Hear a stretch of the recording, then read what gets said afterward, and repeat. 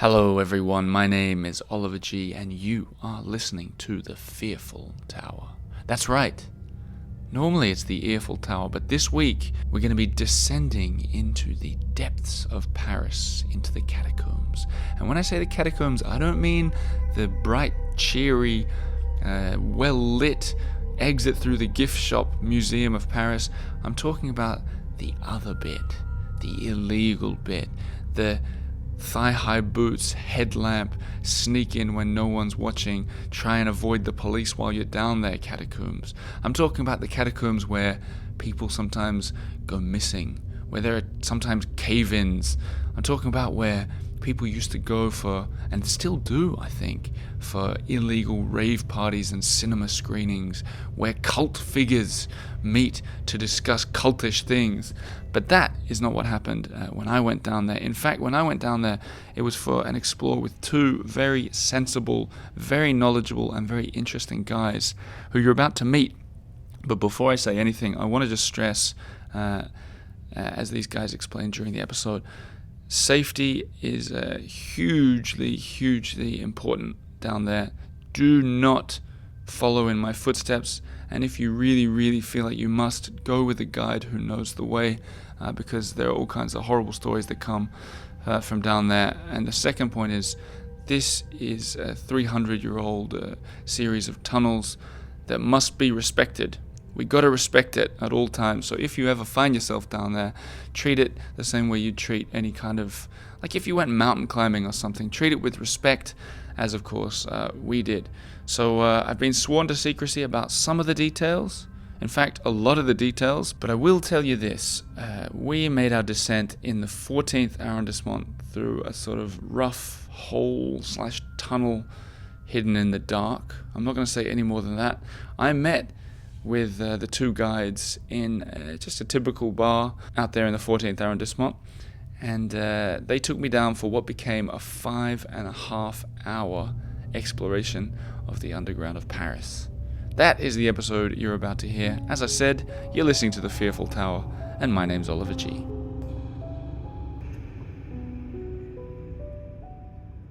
So before we begin, I want to point out that if you're here for the facts, the figures, the history of the catacombs, you've come to the wrong place. This is more of an on-the-go episode. If you do want all the extra info, I'd highly recommend that you check out some of the links that I'll put in the show notes.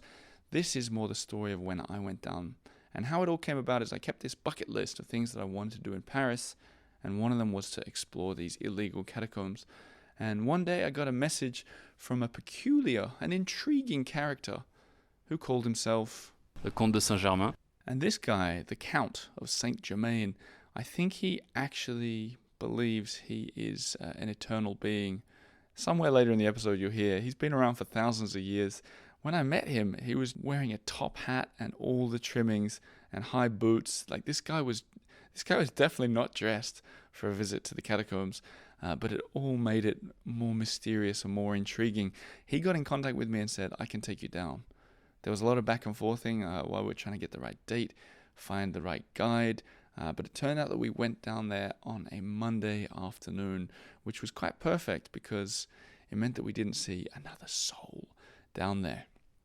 But I met him at a cafe in the 14th arrondissement. He'd sent me a long list of things that I needed to get, including 2 headlamps, which turned out to be necessary in the end. These thigh-high boots that I went and got from a shop called Decathlon. They're for like fishing, you know. I felt really weird walking through the streets of Paris wearing them. I had to bring down food. They wanted me to write a phone number on my arm so that they, you know, if anything went wrong, that they could contact somebody. So there was all this going on, and it got me kind of like, not jittery, but very excited. But at the same time, I'm wondering, am I going to get claustrophobic down there? That was one of his first questions, the Comte. He said, if you get claustrophobic, you should let me know. And I thought, am I claustrophobic? I don't even know. I've been stuck in a few Paris lifts before, and it was horrible in the elevators. One of the worst things that can happen to you. So I responded that I wasn't quite sure, but I was ready to give it a go, was essentially it. So I went and met them, and we had a coffee, and we talked over the plan. And I chatted a little bit with the Comte. And then his friend arrived, who introduced himself. I'm Codex.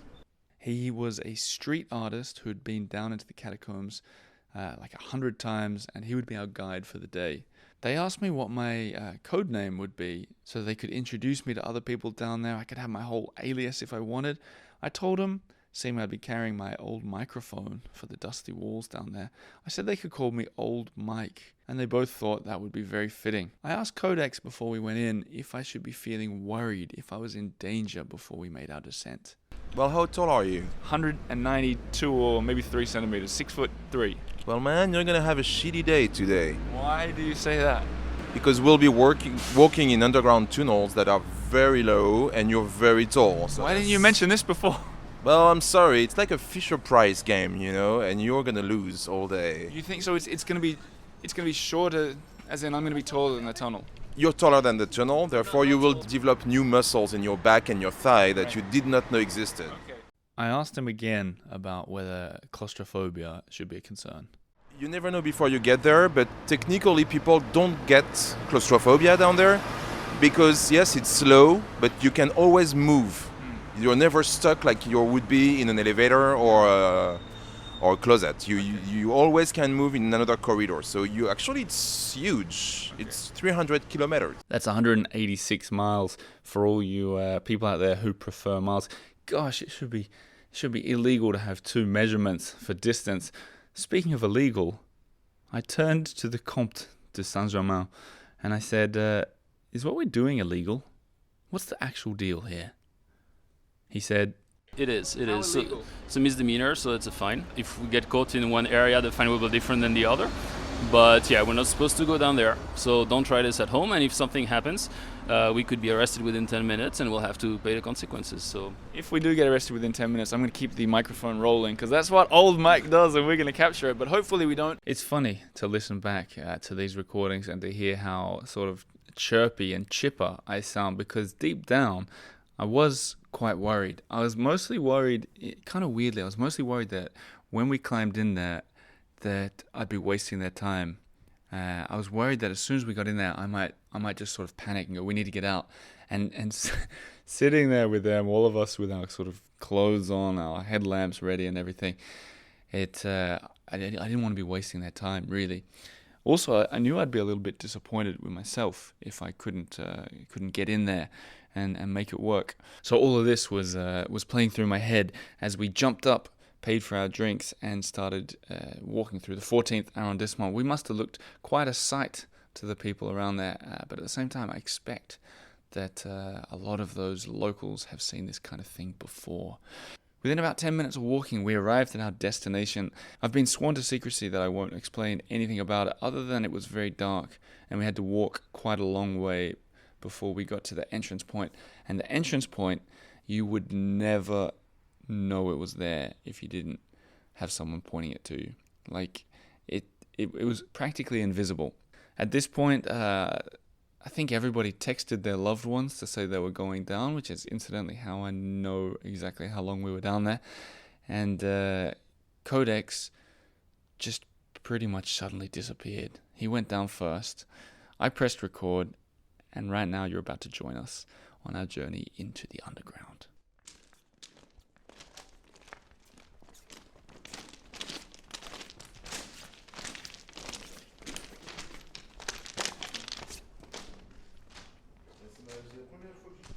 Should I come in? Yeah. Okay. So I'm not gonna stay here, but you will see the light. I will what? You will see the light. Okay. I'm going. It's too low.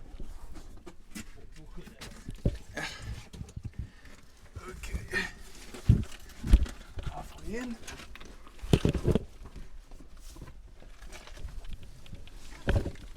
I'm going in on my hands and knees. Backwards. Can't see where I'm going. Guessing. It was all happening so fast. The outside was already dark, and it was getting darker as I went through the tunnel. I was sort of sliding in backwards on a sort of horizontal, sort of well-worn series of rocks and mud, immediately filthy, and I gotta say, it's pretty weird to be going backwards in to a place where you don't know where you're going and you don't know what to expect. And then the biggest surprise of all is when I got in there, crouching down, looking around, I couldn't see Codex. Where did you go, Codex? I'm here. Okay. Wow. You can follow. You where I can stand. So now I'm crouching. Okay. So careful with your head. Yep, I'm down. I'm waiting for the Comte. You okay, Comte? Okay, so I'm gonna crouch and come to Codex. Already a lot of graffiti on the wall. And water starting. God, lucky I brought my boots. Good lord. As the Comte was climbing in after me, I looked around and took in my surroundings with the help of the headlamp, of course. Graffiti on the walls. I say graffiti. It was kind of a mix of graffiti and street art, which became a big part of the walk. But it was about, I don't know, about one hand length too short for me at the beginning. So I was crouched from there. It was quite thin, the tunnels, which changed all the time. There were always different heights and different widths, but big enough for someone to pass somebody else. It was extremely dark, of course, and it was quite chilly. But soon, as we got walking, it would warm up. I mentioned to Codex my surprise at how sort of neat it was, the lack of sort of rough edges. It's it is rough. It's just stone, but you don't see it that much. And of course, there's a lot of people walking here. Yeah. This is the touristy entrance, so Yeah. if you come here on a weekend, Wow. it's like Montparnasse metro station at peak hour. I'm interested just to know if I could walk past you to see how hard it is. Yeah, go ahead. So if you stay. Actually, if you want, you can be in the front for a while. Okay. Because Yeah. Why not? Yeah, if you want, you can lead the way. Well, the echo is amazing. Whoa. Yeah, all of the great tenors, they come and train here. Do you do it too? Do you sing? Wow. That was good. I'll do it when we get into a bigger room. What followed is we walked for perhaps an hour, and all the way the two of them were stopping to explain things to me, the markings on the wall, different street artists and what they'd done down there, the history, the people that had visited it over the years, the sort of resistance during the Second World War, the Nazis were using it, cataphiles, so people like those two who go down there a lot, cataflique, the police, which we talk about a bit more. But all the while, I was super surprised at how I didn't have any feeling of claustrophobia. There were some bits where we had to climb through sort of smaller parts of the wall, or some parts where the roof got really low, and it was maybe the roof, the ceiling really. They call it the sky, le ciel, where the ciel was really low, and you had to crouch like totally bent in half basically. But it was fascinating. The water was way deeper than I expected, and I can't imagine doing it without the thigh-high boots. But suddenly we turned a corner and we got into one of the first main rooms that I'll describe to you while we sat there as the Comte popped a bottle of wine. Santé. By all means, cheers. Donc, Gin. à ta première descente. Ma première descente. To your first descent. C'est très bon ça. It's very good. Yeah. It's very pleasant. It's delicious. Yeah. Who would have ever thought that the three of us would be sitting around a stone table in underground in Paris By a fortress. by a small fortress. This area we're sitting now is called the castle. Yeah, Yeah. le château. Le château. Better in French. Yeah. It's more sophisticated. Isn't everything? La salle du château, and you even have some gargoyles behind you. I in noticed the that. corners, So what's yeah. the deal with these gargoyles? So those are not carved, they're not sculpted, they're molded. So they're plaster. But it's an old tradition. There was a lot of cabaret back in the 1900s that would have fake gargoyles and all that, the most famous one being l'Enfer. And so this is like a Gothic room. So therefore you have a little chandelier, like Yeah, let's it's try and like explain it. That's like an iron. it's like a Game of Thrones place, It is you know. like- It's so perfect it- size for Tyron. It's a bit too low to swing from it if Right. you want to swashbuckle your way through But it, that- but it's still pretty sturdy, you But know. it's like so we're sitting and it's kind of a round stone table with chairs that go around. Not chairs, they're not chairs. It's Benches that were, carefully designed and remodeled And and, maintained. renovated and maintained so that people could do exactly what we're doing right now. Exactly. And Comte, you've lit a few candles here Mhm. for the ambience. Do you want to make some noise with the cashew nuts Yes. to ruin his podcast? Let's annoy the listeners' ears No, with that- cashew nuts noises. It lets them feel that they're here with us. But this is one of, I assume, the many stop-offs that people. Yeah. Yeah. It's actually, as I said, Sarret is like the Champs-Élysées of the catacombs, and this is pretty much the first interesting room, I would say, if you follow Sarret. So this is a place to stay, and it's really your first stop in the catacombs. And when you say Sarret, you mean The streets, the- Rue Sarret. Rue Sarret. And so that's what we're essentially walking along now. Exactly, we're off Rue Sarret right Mhm. now. It's like a little tavern I see. underground Yeah. off Rue Sarret. And is this the kind of place that people would meet each other, like bump into and say, "Hello, do you want to join us for some cashews?" There is a community of cataphalts that know each other, so either they go together or they meet in the catacombs. Again, if you come on a weekend, there's a pretty thorough social life, which is very similar to Burning Man in a way. I can Because imagine that. it's the same 10 principles. You want leave no trace, participate, have fun, bring something, give, and such. Except it's natural, almost people don't even know about Burning Man. And also a lot of people will have their very different agendas. Like there are people that come here for partying, there are people that come here for exploration, conservation, and you may run into nasty people. Let's be honest about that. Like in the 80s, there were actual fights. Now it's more or less like drugs or drunk people. So this is not a space that's curated. There's no police. So anything wrong that could happen. This it's important for people that it's not. I guess it's less friendly and safe than Burning Man, Yeah, in terms in of that sense. But I never met anyone that freaked me out down here. And you've been down here, you said 100 times or so. So yeah, Yeah. I mean I did not count, but No. but it's dozens of times. I've got a question for each of you. You can decide who answers them, but Oh, he does. He's the count. no, I'm only a commoner. here are the two questions. One is I want to know about the cataflique and if there is. Actually, I can answer that. Okay, so that one's for you, and the other question is for you, Monsieur Comte. Can you say Monsieur Comte? Probably not. Well, actually, you can say Monsieur le Comte. You say but off, Monsieur le Comte. but- off with the head. Yeah, That's what but you usually say. the title, there's no your grace or anything for a Comte. It's just Monsieur. Monsieur, okay. Yeah. And the question for you is going to be about. I heard the story of the man who died down here many years ago.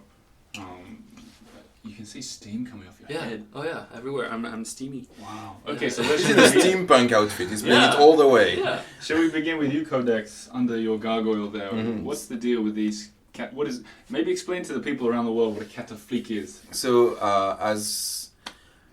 as early as the network of quarries was created, there's been people using it for illegal stuff, and the first one being contraband. Remember, you had to pay a toll to enter Paris on merchandise, and therefore you do have a force that was technically underground, stopping people from doing contraband As in in, Paris. that contraband could have been what, like alcohol or something like that? First thing Wine- is alcohol. wine, If you look at the boulevard in Paris, one side was outside of Paris, that's why you have all of the bars. That's the reason. Because on the other side, you had to pay the toll.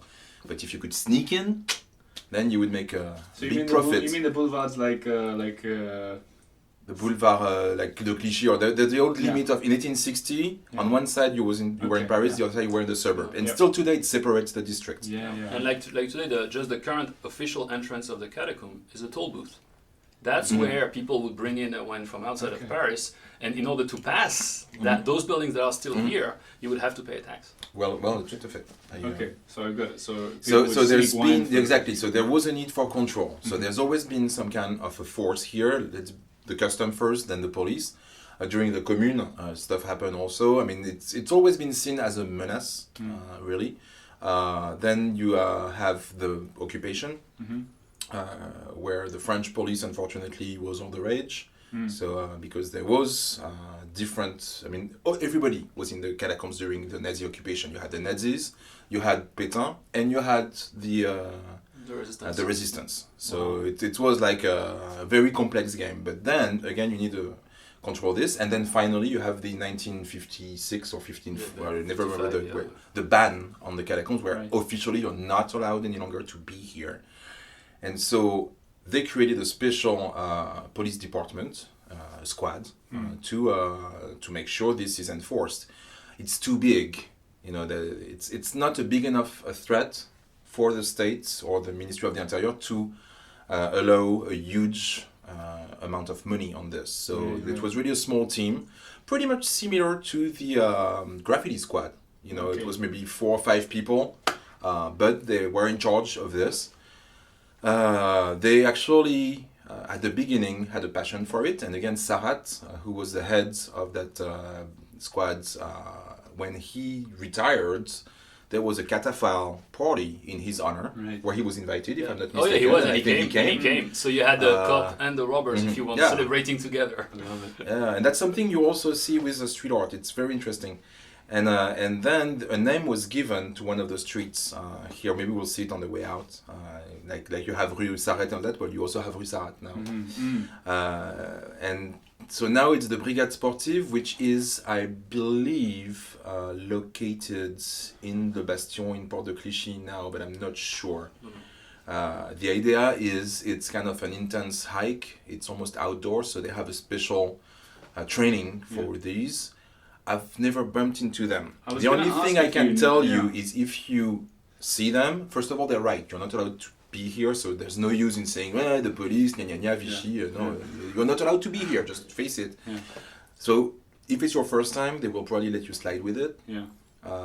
Especially if you're expecting the thing. If you have like 3 spray cans in your bag, Yeah, right. or a lot of So what do you think weeds. would happen if they walked in to Catafleet right now and they're like, "What do you guys? Do you think they'd be like? What are you guys doing?" No, Do you think no, they'd they won't. They won't be like There that. will be bonjour messieurs, papier s'il vous plaît, Uh-huh. and then we'll have to show ID. Yeah. And either if they're nice, they're asking us to leave. They may have a drink. Yeah, and then or they may have to pay a fine, and then we get a receipt, the baptism certificate. Yeah. So the fine is 68 euros, which is cheaper than Euro Disney. So again, that's There's what I something else say. that's 68 euro fine in Paris. It's actually all the fine. They're part of the criminal code, and so if you pay stubs, it's 68 euros. If you what? Pay stub like- posters and Yeah, such, okay, political yeah. posters. It's 68 euros. If you dump your dead soldier, your cigarette, it's on the that's floor. what I was It's thinking. 68 That's what I was euros. thinking. C'est They- contravention That's de right, glace, that's blah blah right. blah. Yeah, it's. Okay, and so your feeling towards them is generally I haven't seen them. okay. So I know how to work as a street artist. I know how to work my way with the police, Yeah. and I respect the fact they're doing their job. Yeah. Again, the law says like people in the parliament or whoever decided that we were not allowed to be here. We're breaking the law. We have to face it. Yeah. So once you say that, when you make them understand that they're doing their job, then it depends on them. Either they fine you or they don't. But it's all up to them. Now, what happens in the catacombs stays in the catacombs. But, Unless you bring a microphone, and then well, the police doesn't react very well to no, there's no. to being. Anyway, But again, no weapons, no tools to damage anything, no drugs. Of course. So they can really, Yeah. if they search us, they can really tell we're here to enjoy the place and respect it. And so that's part of the idea is to show respect. Important to point out in Paris, if you don't want to have problem with the police, you never have a knife on you, you never have weed on you. Because then they can take you in police custody. But if you don't have those 2 things, if you behave politely, pretty much you're safe. That's lucky because I didn't bring down my knife or my weed today, so I don't know. Excellent. It's the count that good has on, his, good on you. No, Sweet. I'm only have legal alcohol. One of the French paradoxes. This is a legal drug to bring down there. And we said Le Comte that we talk about the story of this guy that came down here and died. Do know the You mean story? Philibert Asper? I think so. Because that's not the only one who died. A lot of people died here. that true? Yes, it's just that the most famous one and the one that everybody refers to was Philibert Asper, who has a, how do you call that, a fake mausoleum here because he's not actually buried here. And there's the legend and the truth, but Give us the legend. well, the legend is you had the key master or the what do you call that, the warden of the Val de Grace. Who now is a military hospital, is being decommissioned, but was also a religious community, heard that the neighboring monks, the Chartreux monks that had their monastery around the Luxembourg area now, had the Chartreuse liqueur. and he wanted to get in on some of that. And his way, instead of just showing up at the door and asking for the booze, was to go through the catacombs, walk his way, get the liquor, and leave. Now, everything was found, according to legend, was only his skeleton, and he was identified thanks to his keychain. Wow. So they could tell that it was him. So we don't know if he got the booze. There was no bottle next to it, but that's the idea. No, now, he wandered around for a while, so maybe he dropped the empty bottle at one point. you know, If that's true, and I assume there's, as you said, there's legend to it. I mean, there's no rats or anything down here. His body would have had to decompose. It would have taken a long time. it would take a long time. And Not that long, as you see the rotten, the joint, rotten joint, the cliff. The- yeah. the moisture, the moisture, the humidity. You're not eaten by mammals, but you disappear under. yeah, but, Goodness me. But so people went back to birth certificates and his region of origin. So there was somebody called Philippe Erasper in Paris at the time. Apparently, historically, he was not actually the person in charge of the keys of the Val de Grace. So he may have stolen the keys from the keymaster of the Val de Grace and then went on to steal the booze. That's why he died. Fucking karma. So I'm gonna stop this in a sec. I'm gonna just a real quick answer of this one. What can we expect on the rest of this Champs-Élysées? You will discover soon enough, sir. You know what I do want to talk about though? That was really fun. And just quickly, the water came up maybe 4 centimeters from the top of my Yeah. thigh high, Mhm. and that is, that's some serious water. I wasn't kidding about the need for fucking over the knee Yeah. boots. You would need these people who come in their trainers. Yeah. They're crazy. Now you have to think about if you're a shorter person and therefore you have shorter boots. Yeah. Wow. Bam! Well, there you go out. You're taking bonga with you. Both of your boots are filled with water, and then you have to spend the rest of the day I'm gonna making try. flop, flop. And that's why there's the Converse school of Bonga. So you wear no socks, only Converse tennis shoes because they're very thin. You know, so those will dry quickly. So you just take the hits, have no socks, just one pair of trainers, and make them thin so they will dry. I'm going to try and explain bonga, and you guys tell me if I get it right to see if I've been listening well. But for the people at home who don't know what we're talking about, the passage that we just walked through with the water that's, I'd say, over a meter deep. So what's that? 2.5 feet or something? 3. It's more than 3 feet. More than But 3 feet? well, but usually, I mean, if it had rained a lot the past few days, it would have been even higher. So Okay. we were lucky when it Okay. comes to Bonga today. And so when we went through bonga, bonga's named after a drink the children used to drink, and there was an ad for it. And in this ad that had nothing to do with the catacombs, it was children that were escaping lava and walking along the walls essentially as the lava Pretty went much. under. It was water actually. It was water, okay. Yeah. See, They now were I'm in making it a the- legend. With Kylie the crocodile in the There was middle. a crocodile that popped up in the house corridor. And so the people who came into these particular tunnels called it bonga, which is spelled banga, for Yeah. anyone that wants to look on YouTube for the commercial. And the youngsters who come down here today probably have no idea why it's called banga, but those who are a little older and remember the commercial will remember it. Yeah, to this day, if you want to stay dry, you still have to put your feet to the sides. So that's why we're lazy and we got waders. I wonder how many times I'm going to use these boots again. That's what I'm thinking about in my life. You can go fishing, you know. I've already done my fishing. Yeah, you have your fishing people in the Seine, right? All right, let's finish this wine and then continue. What followed this first stop was a lot of exploration. The whole time we didn't see another soul.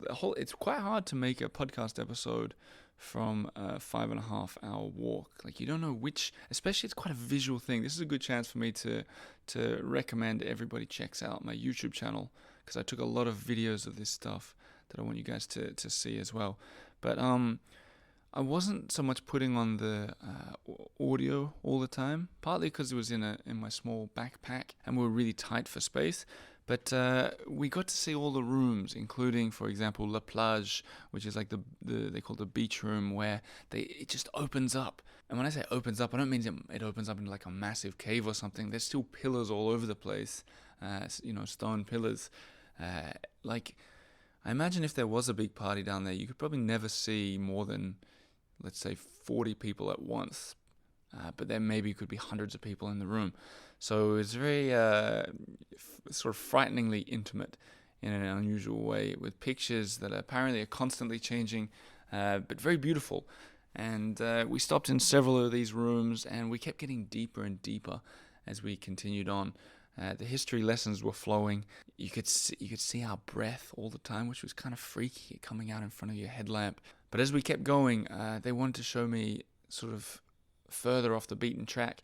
It crossed my mind that if we got lost, I would be of no assistance. Like, we were just constantly relying on Codex and his map reading skills, but I felt totally confident in his ability. And there were some wild sights, like it wasn't just sort of street art like you imagine with paint. There were people who'd carved things in the walls. There were rooms with bones in it.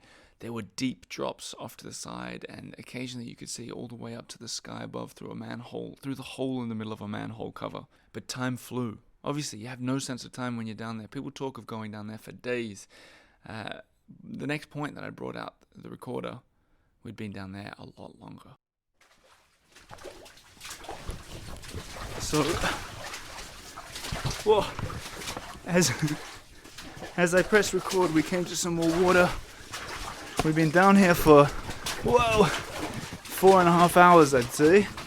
And all of us are pretty sweaty. All of us are pretty dirty.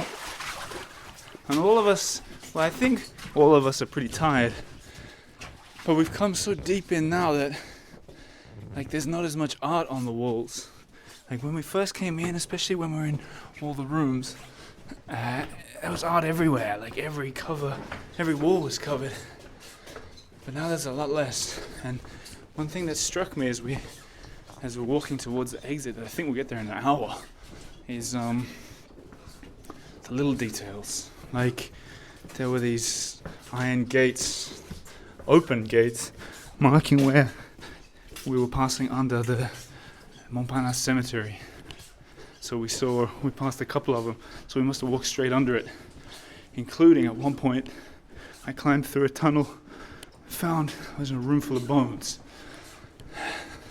Felt like Indiana Jones. For the past maybe I don't know, 45 minutes, there's been a lot of walking crouched, and it makes the moments like right now where you can stand up straight all the better. But I think Codex was right when he said I'll be sore tomorrow. How are you feeling, Codex? I'm doing great. You mentioned that if we're lost, we die. We are dead. We will die. Okay. It's okay, I won't die. That's the kind of... I'll take care of your body and make sure your loved ones get hold of it. This is the kind of positivity I love from the man in the front. Haven't been here in ages. Oh wow. Now we've discovered a room. So there's a well of water for the people working here. That's what I was going to say before, these small details like that well. If I stood on my own shoulders 4 or 5 times over, I wouldn't reach the top. And above it is a glass lantern hanging on chains. Just, I don't know, abandoned, I guess. Yeah, it's home improvement, People bring things This is to make down. Oh wow. better. Another one Oh, of we- those small rooms to chill. So it's another one of these circular sort of gathering spots with all these old lamps and candle holders fixed to the roof, to the ceiling. But I have a feeling we're not stopping for a snack. No, I have a feeling we're no, pushing we for have the to exit. rush before they close the door. What happens if they close the door on us? We die. See, this positivity, Codex. This is France. What does that mean? As Jean Cocteau said, French are Italian in a bad mood. French or Italian in a bad mood? Yeah. Okay. That's why we prefer to use the opposite one now. Italians are French people in a good mood. It's a glass half full, Yeah. half empty situation. In any case, I'm looking. I can feel the sunlight hitting our faces as we come out on the other side.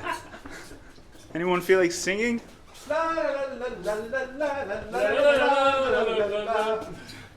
There you go. Okay, onwards, ever onwards. Maybe, gradually upwards. By the way, one thing I'll add before I turn off the microphone. I suspect this might be the first, at least English, podcast episode ever recorded underneath Paris. You want to know this answer? Go on. Well, for pure audio, maybe. For video, there's been a bunch. No, video, of for course. YouTubers. I'm talking about podcast episodes, Comte. Maybe. Yeah. Where's that positivity, man? I'm French. Oh my. I'm just as French as Codex and just as Parisian. You know, so. From an Australian perspective, I would like to know if there are others. Well, what I can say is that it's clearly the only podcast in English with an Australian, a street artist, and an immortal. So that's that trifecta. I can beat that. An Australian, a street artist, and an immortal. So can you explain that to me a little bit? Why are you immortal? Well, I can die. I cannot die. But how? Why? Why do you say that? Well, I discovered that about 2,200 years ago. So I'm a Parisi. I'm a Celt. Huh. Before the Romans came. Is that where you're from? Yeah, I'm from the what you call the La Cité now. But how did you figure that out? Well, everybody around me was aging and dying, and I wasn't. You've looked like this the whole time. Yeah, pretty much. Well, until I reached that age. And then wounds, everything, I would just heal. So it's kind of creepy, so you gotta hide, you know? This is interesting. Which was very fine and easy until the 19th century when photography started showing up. So I could always fake my ID, fake paintings, and then with photography, fingerprinting. So in 2,200 years, you've only been down here a dozen times. Well, honestly, 2,000 years ago, the only people coming in here were the fucking Romans because they wanted to build their forums and their baths. We didn't care. We didn't build houses with this. This is not the original inhabitants of this land didn't care about big white limestone. That was not a thing. So we had to dig. Now, I've been here for important purposes, not for entertainment. You're full of mystery and intrigue, Comte. I've said it before, and I'll say it again. That's how you don't get caught. All right, here we go. Onwards, upwards. The last hour was like a rush because they knew that without giving anything away, they knew that a gate would close, and if we had to climb over the gate, there was a higher chance of us getting in trouble with the long arm of the law. So we were sort of rushing, and it could have been frightening, I think, if we weren't so tired, because like headlamps stopped working, things were dropped, we had to retrace our steps a few times, the water leaked into my boots because it was so deep. So I was really glad it happened at the end rather than at the start. But another hour passed before we got to the things started becoming familiar to me again that we'd seen on that sort of entrance. It wasn't until when we were about 1 minute from the entrance exit that we saw other people for the first time. It crossed my mind that maybe they were police. They were just standing there waiting for us, which is also really weird to approach people who are just standing still underground. But they were just other cataphiles. And it turns out they'd been down there as well, but we hadn't seen them at all. I didn't ask. I don't know how long they were down there. Maybe they were down there for 5 minutes. Maybe they were down there for 5 days. But we passed them. We exited first. And we wriggled through the hole into the fresh air above. Relief. Oh, wow, we did it. The sign of life. That way. So what is it? I'll tell you to get up. Let's have a peek because there's also an underground palace, but there's a garden. Okay. This is beautiful here. Hang on, we did it. We did. Yep. How you feeling? You feel good? Tired? I need a beer Yeah. and possibly something to eat. Okay, I think we can arrange that. I'm sure. 17:38, so we were down there 5.5 hours, is that right? Yeah. Wow. I'm a changed man. We're gonna sit down and process this properly, I think. First I gotta get the water out of my shoe. We walked to the same bar where it had begun. 3 changed men, 3 quite dirty men, and 3 tired men. And right as I started recording, the waitress came to take our order. I'm going to leave it in so you guys can feel like you're in France with us. And you can practice, see maybe you understand what we ordered. And then we deconstructed what had happened. Lads. Bonjour. Ouais. Alors moi je vais prendre une cobe salade et un verre de vionnier. D'accord, Un verre de vionnier. Ouais. Moi je prends le boba d'accord, et une pinte de, j'ai vu démoré, d'accord. s'il vous plaît. Oui. Et moi je prends un croustillant de chèvre et une pinte de grime, s'il vous plaît. Non, on a plus de Ah, grille. vous avez plus de grime? Ah, vous avez changé la truc, c'est cool. Bah la paterlinus alors. D'accord. On pense? Ouais, pinte aussi. Merci. New beers, this is good. Okay, lads, we're sitting here, we made it. I think looking at you two, you both look tireder than when we went in. Because you look fresh. I don't know what I look like. Actually, he looks pretty pristine. Even the hair is good. Like, good job, man. That's because I was taking it easy down there. I was in your wake right behind you, slipstream. It was nice and easy. But I thought we made it out alive. Everything's good. I'm interested on your final thoughts. Like, you've been down there a million times.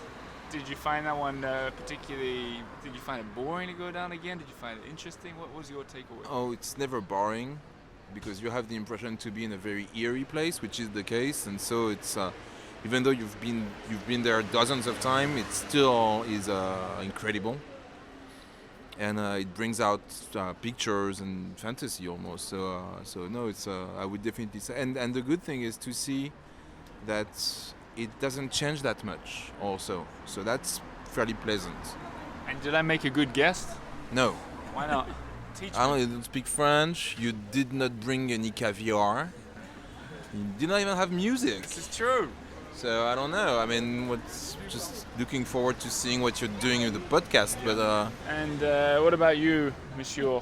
Yeah. Did you enjoy that? Yeah, it was fun. You know, it confirmed that my cardio is short, and I need to work on. Being immortal doesn't give you actual physical fitness, so I really need to, amp up my cardio. There was a point where you were struggling. Oh, yeah. And I was wondering if if you were going to say, "Go on without me." I could have, but then it takes hours to find your way back alone with the map. Yeah. So when you have somebody like Codex, you can just follow them. Follow him. So I'm like, no, gotta at some point get out of here. And you said something interesting when we were walking out. You said that we are not. Well, at least I'm definitely not a cataphile, but I'm a. What was the word you used? Ristou. Say it again. Ristou. Ristou is Verlan for touriste. So you- touriste, ristou. Okay. There you go. So is that what the cataphile community would call someone like me? Yep. Or il est ristou, lui? C'est un ristou. Yeah. Okay. And Yeah. you're somewhere between the two. I'm in between because, for most people, I'm a cataphile because I love the catacombs and I know stuff about, but I'm not fully independent. So when I meet hardcore cataphiles, holier than thou cataphiles, I'm like, I'm a ristou. Okay, fair enough. There's nothing wrong with being a ristou in this city. Exactly, enjoy it. you know. Yeah, or in the cataphiles. I feel. Thank you very much to both of you for taking me down here, and I think we've all earned this beer and wine that we've ordered. oh yeah, Oh, yeah. we always do. Yeah. We always earn wine for whatever reason By in beer. definition, this is what we do. This Right? is our It's why birthright. it's why we do stuff to earn our beer and wine. It's the concept. Well, we can finish on this. Santé. Santé, cheers. Well, there you have it, guys. What a wild experience. I'm very glad that I did it. I hope none of you were too worried to hear that. Everything was fine. But what an experience. What an experience. I can highly recommend it for anyone who dares. I can also recommend that you check out the tours of Codex. You can find him on Instagram. I've got it all in the show notes. He does walking tours around the city. I don't know if he'd take you underground. You would have to ask him. And thanks to the Comte de Saint-Germain for being such an intriguing gentleman and a lovely follower and a great guide as well. As for you guys, wherever you are in the world, I just want to say thank you for listening. If you enjoyed this episode, if you're new around here, I've done plenty of other on-the-go episodes. Very seldom that they're underground. In fact, this is the first underground one. It's more likely that it'll be, traipsing around above ground in Paris. But typically, this show is an interview with an interesting character from Paris every week, every Monday. If you enjoy the show, do me a favor and tell your friends. If you really enjoy it and you want a little bit more out of it, while supporting me at the same time, you can check out patreon.com/The Earful Tower. That is how I make these wheels spin. Merci to all the people who are already members. Couldn't be doing this without you. And a big hello to all you new members who are about to press stop on this and sign up. I'll be taking you on more adventures around Paris every week, as always, and I look forward to sharing them with you. Merci beaucoup. Au revoir. I don't